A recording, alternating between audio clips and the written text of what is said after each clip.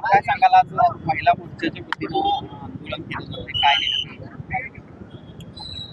आपण बघितलं की खरं तर दिल्लीमध्ये जी AI समिट जाहीर केलेली होती भारत मंडपमध्ये, यामध्ये देशाचे पंतप्रधान माननीय नरेंद्रजी मोदी याबरोबरच 100हून अधिक देशांचे मोठे नेते आणि तंत्रज्ञान क्षेत्रातील मंडळी या ठिकाणी आली होती. खरं तर हा एक संकेत होता की भारताचं जे आज नेतृत्व आहे तंत्रज्ञानामधलं हे सर्वमान्य झालं आहे. खरं तर अशा वेळी त्यांना सपोर्ट करण्यावेळी काँग्रेसची सडकी मानसिकता यातून दिसून येते आणि खरं तर ही देशाची प्रतिमा मलिन करण्याचं पाप काँग्रेसनं केलं. समिट चालू असताना काँग्रेसचे कार्यकर्ते शर्ट काढून गोंधळ घालत होते.